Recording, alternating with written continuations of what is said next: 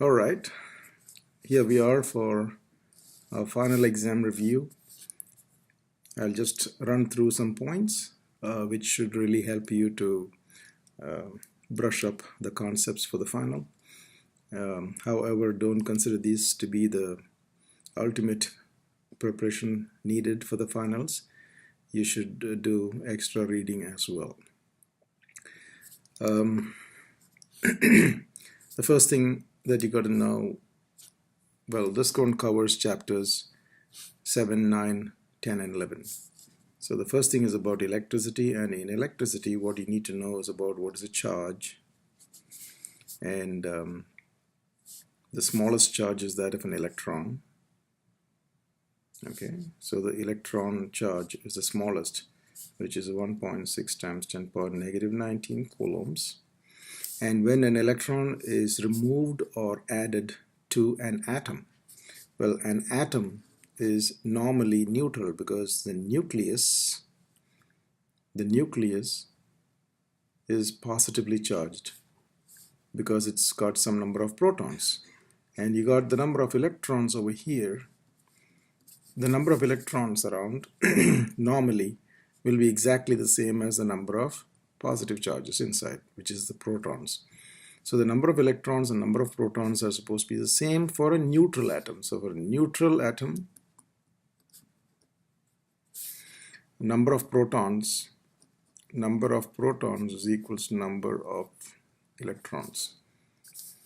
And if you knock out an electron, that means the number of electrons is lesser. If you knock out an electron, protons becomes more. Then you call it positive ion. That means the number of protons is greater than the number of electrons. That becomes a positive ion. And negative ion is when another electron from outside comes and sticks here. Then the number of protons will be less than the number of electrons, so it will become negative ion. So understand the basic idea of ions. Now whenever you have a charge Q sitting somewhere, that charge could be positive or negative. Now if you have a positive charge, it has a field. We call it electric field, and the electric field is all around it. Now what is this field line? A field line is an indication of which way a positive ion will move when released in the field. So if I release a positive ion here, it will move in that direction. If I release a positive ion here, it will move in that direction. If I release an electron here, it will move in this direction. It will go to the positive charge. Now, if you have a negative charge here, the negative charge, the field lines are going to be all inwards. These are the field lines from a negative ion, negative charge. So if I release a positive charge here, it will go inwards. If I release a negative charge here, it will go that way, away from this. And how do you define as electric field? Electric field is how much force is experienced per coulomb. So Newton per coulomb, that's the unit of electric field. Electric field is how many newtons is acting on how many coulombs. That is what is electric field. So F will be E Q times E. So understand this equation. F is equal to Q. Q is a charge and E is the electric field. So if I put a charge here in an electric field, you can find out how much is the force experienced by it. Okay. The next idea that you will need is the force between charges. The force between two charges is proportional to the product of the charges and is inversely proportional to the square of the distance between them. That being said, if you have a charge here and if you have another charge here, let's say they are both positives, they're going to repel. They're going to repel. Now if they're opposite charges, they attract. Now if the distance from here to here was, say, D, the force, let's call it F. What will happen if I triple the distance? Like what will happen if I make this charge stay here, and this one, instead of taking it there, I move it to this point, which is 3 times the distance, 3d. So when I make it 3 times as far, the force is going to be weaker because it is now separated by a larger distance. The force is going to be weaker. What is going to be the new force? You just inspect this equation and that will tell you the new force, because the charges staying the same, Q1 and Q2 staying the same, the distance, how is it affecting it? It's a square. So in this case, the force is inversely proportional to the distance only, and in this case the distance is tripled, and therefore the distance square is going to be 9 times bigger. So the new force, this new force, is going to be 9 times smaller because the 9 is going to come with the denominator. So your new force is proportional to Q1, Q2 over 3d the whole square, which is 9d square. So since the factor of 9 comes here, the force, the new force, is 9 times smaller than this. Now what will happen if I take this to 4 times the distance between them? Then it's going to be 16 times smaller. Now it's the opposite when you bring it closer. If I bring it closer, it's going to be stronger. Okay, so if I bring it twice as close, that means bring it here, instead of d I'm going to put is half d, and if you put half d square is going to be 1/4. So this force will increase 4 times. So understand this, that as they get further away, the force reduces. As they get closer, the force increases in a square manner. That is something that you should be aware of. Now, coming to electric potential difference. So potential difference between 2 points. So you may have a positive potential here and negative potential here. The potential difference between 2 points, symbolized by the letter V, and the unit is volt, also called voltage. The potential difference is also called voltage. That potential difference is going to be, what is it defined as? It is defined as the amount of energy that is needed to take 1 coulomb across. So potential difference is the energy per coulomb.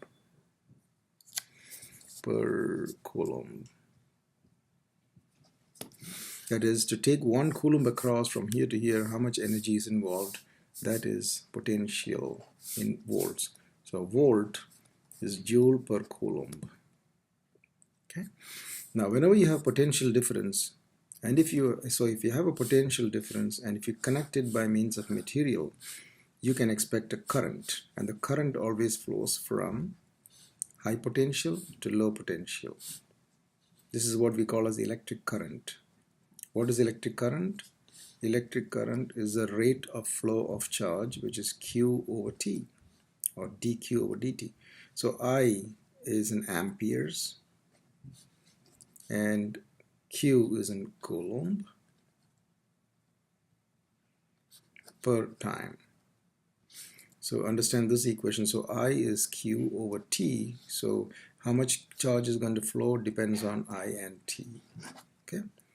So if I give you the current in amperes and if I give you the time, you can find out how many coulombs will be passing through. Like for example, if I say I is 5 amperes and the time is 10 seconds, so times 10 seconds should get you 50 coulombs. 50 coulombs. Okay.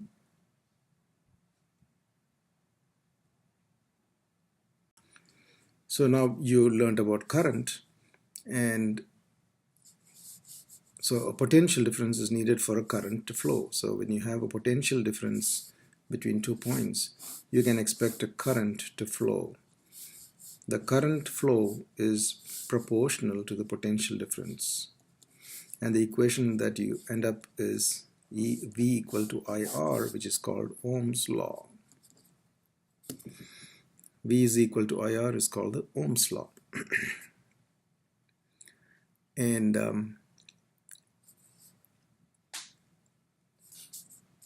R stands for resistance. R is the resistance measured in ohms. And what is resistance? Resistance is the opposition to the flow of electric current. How difficult it is for the current to flow. That's why we symbolize the resistance that way. How difficult it is for the current to flow from here to there. That is called resistance. From this equation, resistance is V over I. So if you know the voltage and if you know the current, you can find out the resistance. If you know the voltage and the resistance, you can find the current, and vice versa. So you can find one or the other using this equation, which is an important equation. Now, the resistance of a wire depends on what factors?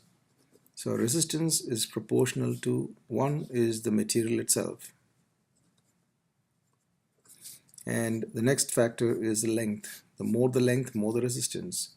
The next factor is the area of cross-section of the wire. That area of cross-section matters. So the thicker the wire, the bigger the area, therefore the resistance is smaller. And also resistance depends on temperature. So resistance depends on material. So copper is a good conductor. Iron is not as good a conductor as copper. Length matters. The longer the wire, the more the resistance. The area is inversely proportional. So resistance is inversely proportional to area. So the thicker wire will have smaller resistance. Thinner wire will have larger resistance. Resistance also depends on the temperature. As the temperature goes up, resistance of a metallic wire will increase. Resistance goes that way. Now, when you have resistances in series and parallel, so when you have resistances in series like that, this is what we call a series, because a current has to go first into the first resistance and then come out and go into the next one. It cannot branch out anywhere. This is called series. This is how Christmas lights are connected. Now, parallel connection is like the current comes in and then it actually splits up into two lines and then joins back again. So this is what we call as parallel. Now, what is common in parallel is the potential difference from here to here is the same as the potential difference here and the potential difference here. Whereas in series, the current is the same. Here, the current is different depending on the resistance, but the potential difference is constant. And domestic electricity, so all the bulbs and fans and everything, they're all connected in this manner. So you're plugging everything into the same source. So 110 volts, you're connecting everything to the same source. So whatever you plug into the outlets, they're all connected in parallel. Whereas series is only used for Christmas lights and other things. You should be able to distinguish between a series connection and a parallel connection electrically. Okay, so that is about electrical things. And power in electrical circuit is product of voltage and current.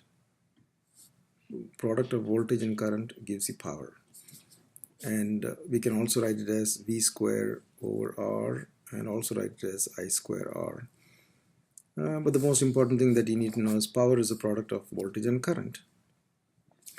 And power is measured in watts. So power is basically energy over time. So energy is power times time. So how is energy measured? Energy measured in terms of power and time. So watt times second should give you joules. So if you have the power in watts and if you have the time in seconds, multiply it, we get joules. But commonly in domestic electricity, we measure the power in kilowatt and we measure the time in hours. And therefore the product of these two is called kilowatt hour, which is not joules. This is what we call as 1 unit of electricity domestically.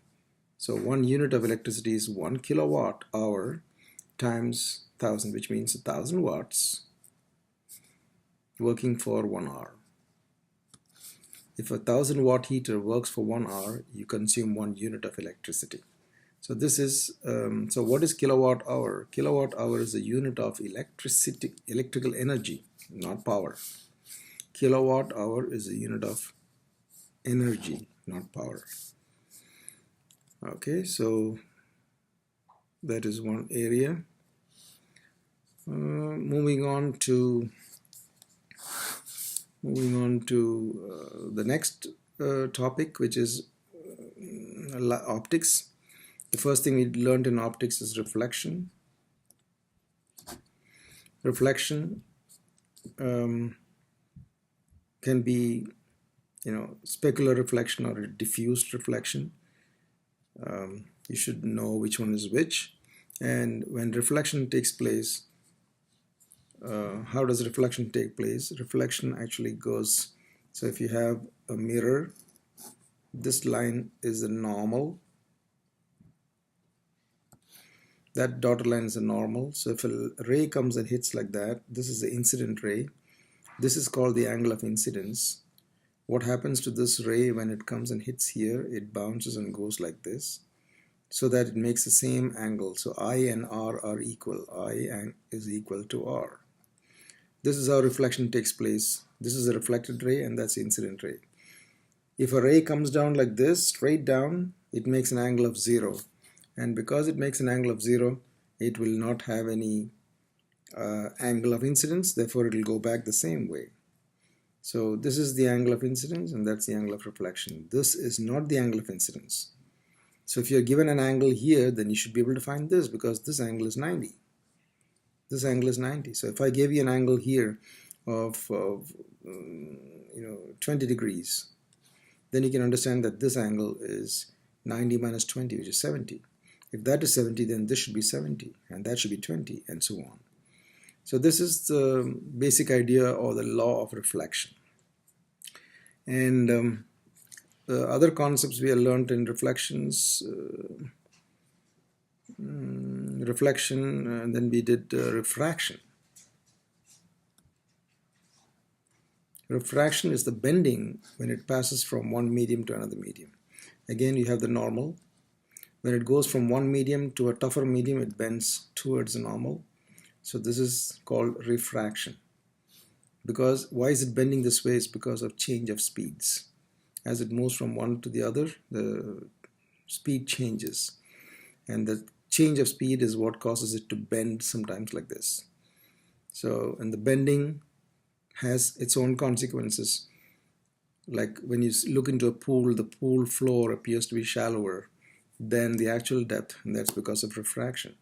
When you look at a straw in water, the straw appears to be bent. All those are concepts related to refraction. Then we have total internal reflection.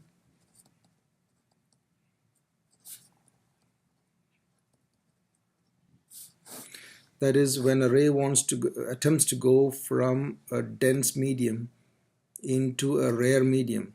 If it crosses the critical angle, then it will just bounce back into the same medium.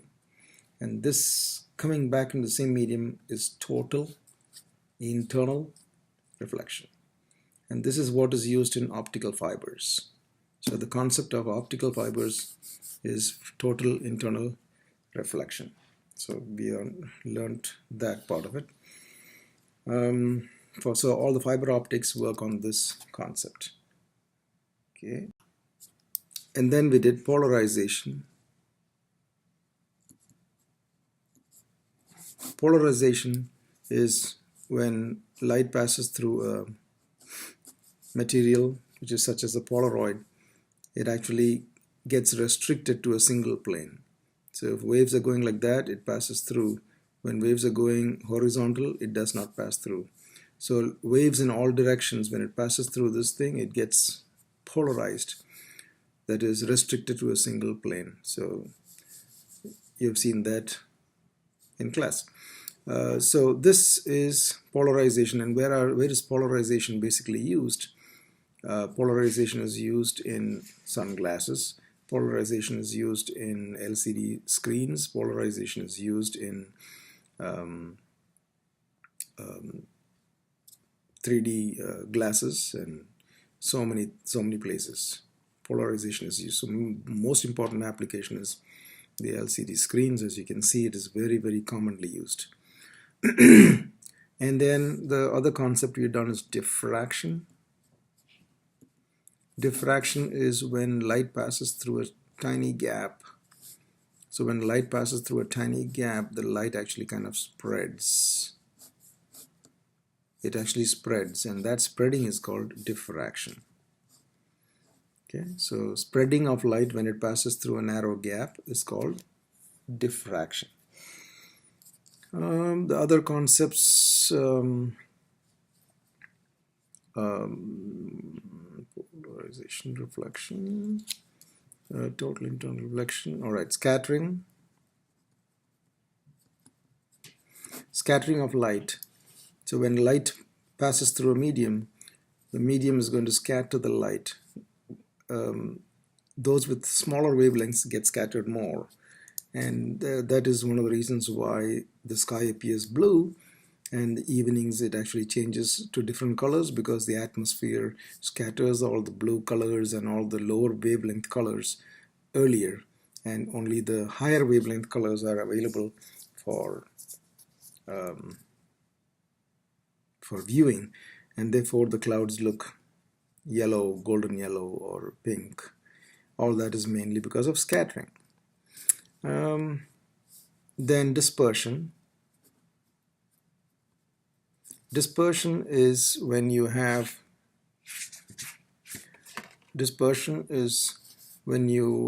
send white light through a prism. The prism splits it into colors. So the spectrum that is formed, or the splitting of a white light when it splits into colors, that's called dispersion. So that concept must be known. What is dispersion? Splitting up a white light into its constituent colors. That is called dispersion. So the rainbow colors, when you look at a water tank or something like that from an angle, sometimes you'll see some colored edges, and that is because of dispersion, because the tank kind of acts as a prism. And why is dispersion taking place? Is because different frequencies of white light travel at different speeds when it enters into a medium. So that is dispersion. And then interference. Interference of light is when you have two sources of light next to each other. The two sources of light will meet together constructively or destructively. The two sources will meet constructively or destructively to cause bright, dark patterns. All those bright, dark patterns that are formed by this process called interference. And our CD players, CD works on interference. How a CD works is by interference. So that is a concept that you need to be aware of. And then moving on to mirrors, which are spherical. So spherical mirrors, you have convex mirror and you have concave mirror. You should know where these two are actually kind of useful. Convex mirror is used in your rear view mirrors, blind spot mirrors. Those are the places where you use this. Concave mirrors are used by dentists. It is used as a shaving mirror or as a makeup mirror. Concave mirrors are used in those places. Big concave mirrors are used for telescopes. All right, they're used for telescopes. So understand those things. Now lenses, you have convex lens, which is also called a converging lens, and you have concave lens, which is called a diverging lens. A convex lens is something that is thicker in the center, thinner at the edges, and a concave lens is a lens that is thinner at the center and thicker at the edges. The primary job of the convex lens is to converge the rays, and what happens in a concave lens is it diverges the rays. So convex lens is a converging lens, concave lens is a diverging lens, and you should be able to go through some of the uses of these convex lenses and concave lenses. All right, the next concept that you should be aware of is the electromagnetic spectrum. So the electromagnetic spectrum starts with radio waves, then you have microwaves, then you have infrared, and you have visible.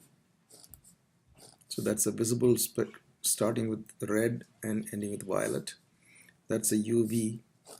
Then you have the X-rays and you have the gamma rays.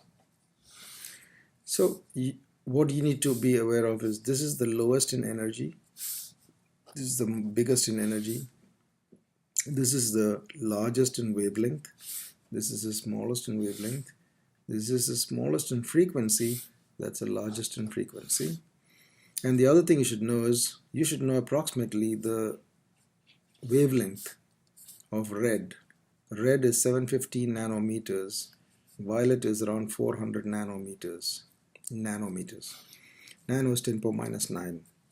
So you must know the range, these ranges. So if I ask you 200 nanometers, what kind of a wave is that? So you say, all right, this is 400 nanometers, and as you go this way, the wavelength gets smaller. That's the biggest wavelength. So this is bigger, that is smaller. So where should be 200? 200 should be here, which is ultraviolet. And if I tell you 900 nanometers, where is 900 nanometers is coming here. So therefore it is infrared. If I tell you 500 nanometers, that should be coming here, which is the visible spectrum. That's visible. All right, so that's the visible spectrum.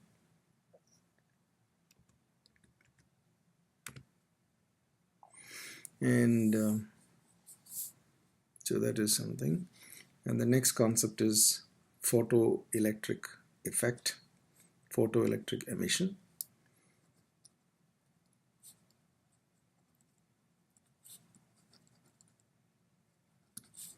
What is photoelectric effect? When a metal is irradiated with light,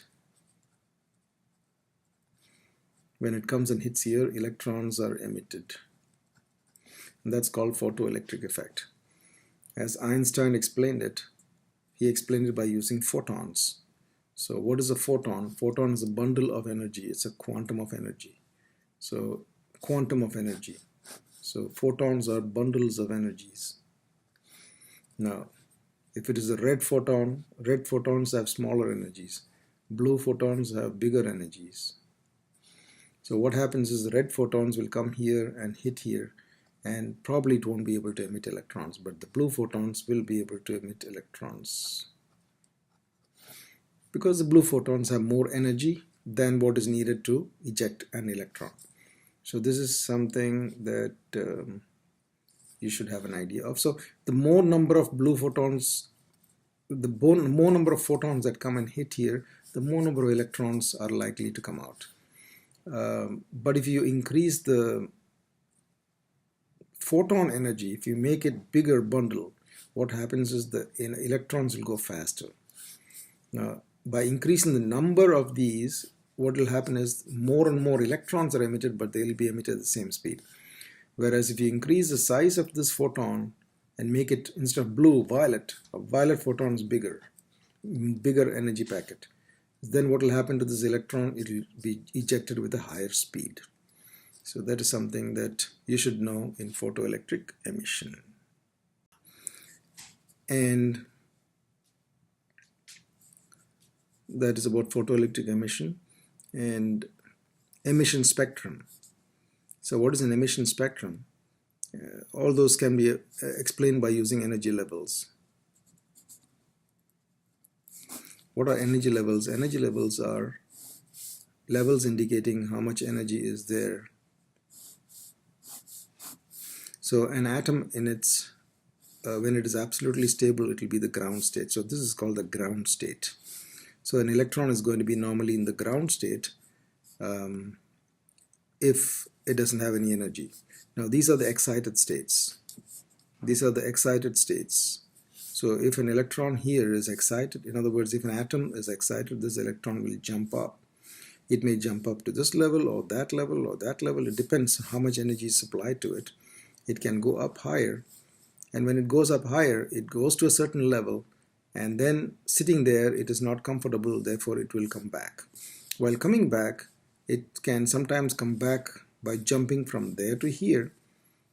That will be a big jump of energy, a big bundle of energy. Now each one is, like this one is negative 13.6 electron volts energy for hydrogen ground state. Now there are different levels of different energies. The highest energy level is 0. That is when you supplied enough energy that the electron went further up and finally got lost. That is the ionization energy. So how much is the ionization energy of hydrogen? It will be 13.6 eV, because if you put 13.6 eV, it goes all the way here.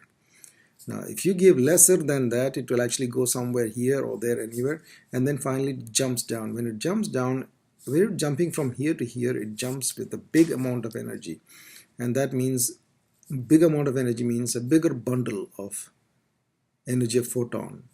So this is a bigger jump. Otherwise it can jump from here to here and then from here to here, so it actually gives 2 photons. Sometimes it can jump from here to here and then from here to here, so that is now 2 photons.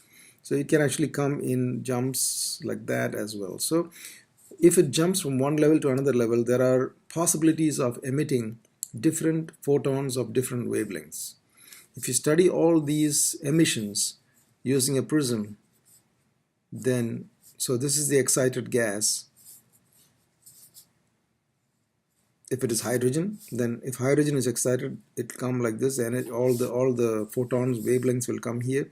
And when it passes through the prism, dispersion takes place, and on this photographic plate you will see lines. Now each line represents the wavelength. Now blue is the one which is going to come here, while red is going to be somewhere here. So blue gets dispersed most, red is dispersed least. So this probably is going to be the blue, and then this is probably next one, and so on. So this is how we get the spectrum. So what will you see on the screen is, on the screen you will see some lines, distinct lines. This barcode like lines is what tells you about this particular gas, and this is called the emission spectrum. So by looking at this emission spectrum, we can identify the gas. So that's called emission spectrum. Then there's something called absorption spectrum. Absorption spectrum is, you take white light from a light bulb or something and pass it through a cloud. And when it passes through a cloud, what it does is it actually takes, the cloud will receive the energy and then pass it through. What it receives is mostly what it likes to receive. So out of white light, whatever color matches with the materials here, they will pick it up, and the rest will be passed through to the prism. And when you study the spectrum, on the spectrum you will see continuous spectrum. This will be it will be all lit up except for some dark lines. So these dark lines are indicative of what element was in the cloud, and this is called absorption spectrum. Okay, and the next concept that you need to be aware of is from nuclear physics, which is how is an element represented. An element is represented with a letter here, which is atomic number, a letter here which is a mass number. The number at the bottom is atomic number, and that is the mass number, and this is the element. For example, if you take uranium-92, uranium-238, this is the atomic number, which is the number of protons, and this is the mass number, which is the number of nucleons. And if you subtract, so this mass number is the number of protons plus number of neutrons. So we write it in equation A is Z plus N. Z plus the number N, which is the number of neutrons, gets you A. So 238 implies 92 protons plus 146 neutrons. Okay, so number of protons is 92, 146 neutrons, which is there. Adding these two up, we get 238. Now, this element is attached to this number. So if this number changes, the element definitely will change. But this number here, the mass number, does not matter. It can have different. So you can have uranium 235, 92. So since it is 92, this has to be uranium. And this number is different from here because these are called isotopes. So what are isotopes? Isotopes are nuclei of the same element but having different number of neutrons. So in this we have 143 neutrons, and here we have 146 neutrons. Likewise, we have different isotopes. So understand the idea of isotope. And when a nucleus is excited, when a nucleus is unstable, it emits alpha, beta, and gamma. So you should understand what are those alpha. Alpha stands for helium nucleus.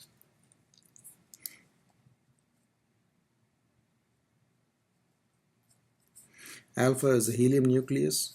So if you knock off the 2 electrons of the helium atom, it becomes a helium nucleus, and that is an alpha particle. A beta particle is electron coming from the nucleus at high speeds. But if you count how many electrons are there inside a nucleus, there are no electrons inside the nucleus. So where are they coming from? The beta particles are coming from the nucleus because a neutron changes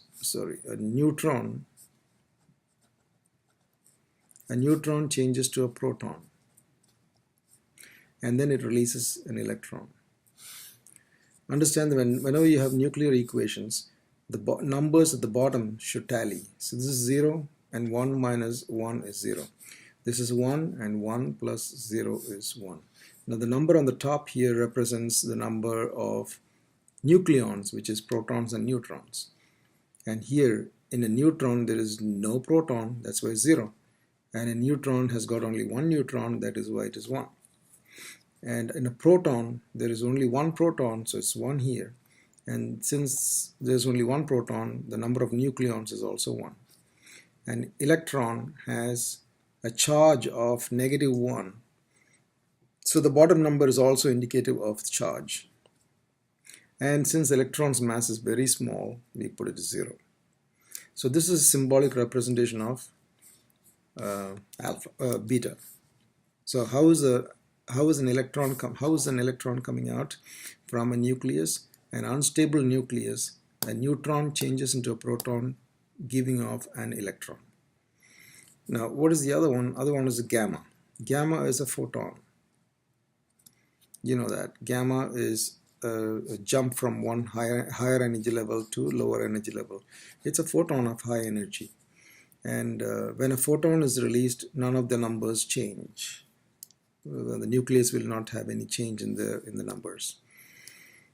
Otherwise, say for example, if an alpha is emitted from here, so 92 uranium-238, if it releases an alpha, which is 2He4, alpha is helium. Helium's atomic number is 2, which means 2 protons, and it's got also 2 neutrons, so it's 4 is a number here. So if you look at this number, this is 2, this is 92. So automatically, what is the end product? End product is an element with atomic number 90. I think it is neptunium or something like that. So you have an element here. You have an element which is here with the atomic number of 90. And the top number is going to be, this is 238. It's 4 already here, so this is 234.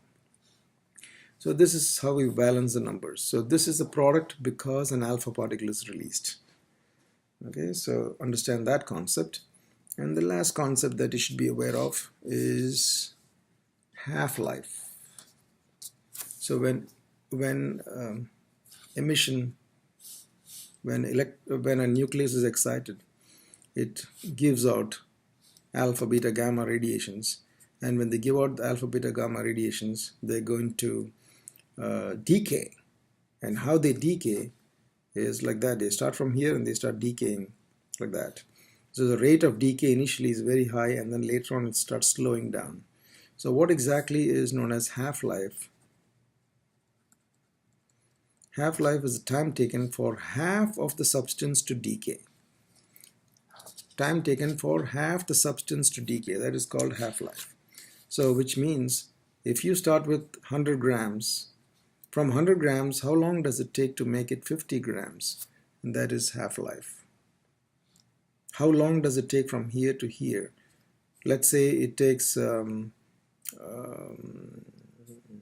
days. So the half-life is called 10 days. So what does it mean? From 50 to 25 grams, it will also take 10 days. From 25 to 12.5 grams, it will take another 10 days. So half-life is the time taken for half of the substance to decay, half of this to go, half of this to go. So this is what is remaining after 3 half-lives. So from 100 grams, it becomes 12.5 grams after how many half-lives? 1 half-life, second half-life, third half-life, and each half-life is 10 days. So it should take 30 days. So in 30 days, a 100 grams sample will become 12.5 grams. So that's the basic idea of half-life. How we detect radiation is by the Geiger-Müller counter. The Geiger-Müller counter can detect the activity. So we can also see the activity of this, activity of this, activity of this, and the activity also will come down exactly the same way. The activity will come down after 10 days. The activity of this will come down to half of its previous activity. And after another 10 days, it will come down to half of its previous activity. So it comes down like that. So by using a GM counter, a detector, we can detect the half-lives as well. So this is a quick overview of what you will be needing for the test. Prepare well on all these concepts, and going over this video a couple of times will get you more and more information of all the details. And all the best. Good luck with your exams, and all the best for your future.